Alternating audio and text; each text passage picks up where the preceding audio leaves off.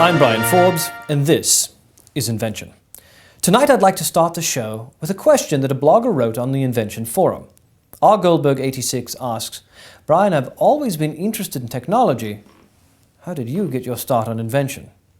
Well, R. Goldberg86, to answer your question, as a boy I was always fascinated by what made things work.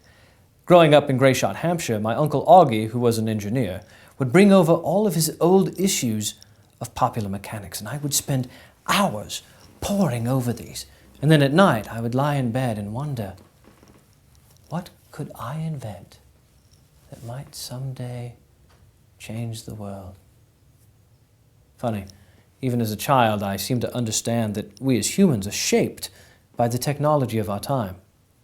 It was while I was attending King Alfred's Polytechnic that a chance meeting with Sir David Attenborough changed my life.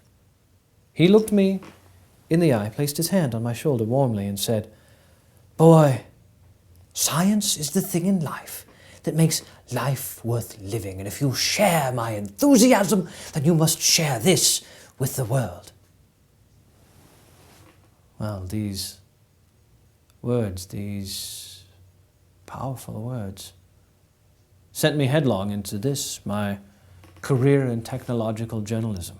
And now, with the power of the internet, we can literally reach billions of people and hopefully illuminate the history of invention and perhaps point the way to a beautiful symbiosis between man and machine.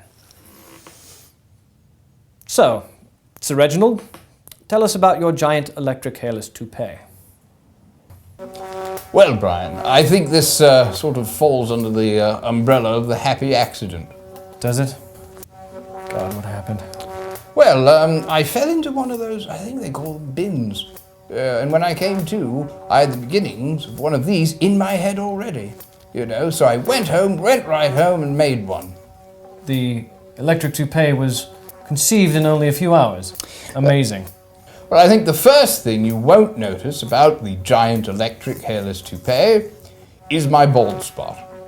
Since this whole thing sort of happened on Thursday, I think it was, I can say with my hand on my heart, if not my head, that no one has commented on my hair.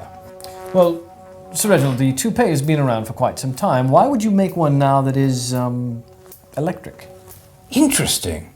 I really thought you were going to say hairless there. Usually the sort of hairless aspect of the toupee comes up almost immediately, particularly with investors. But yes, this has 20,000 volts of electricity rated at 1400 amps coursing through the toupee aerials, as it were, powering the toupee obviously, and creating a very real sense of danger and embarrassment that keeps your mind off the fact you're going completely bald. I see, and being a hairless toupee, one would never have to worry about one's hair being messy, even in the wind. My God, you're right. You'd never need a comb. You've vindicated me, sir. Yes, I'm here to foster the beautiful relationship between man and machine. Yes. Well, hair loss is incredibly debilitating to the male ego, a sign of advancing age, the loss of vigor of youth, the negative aesthetic of baldness.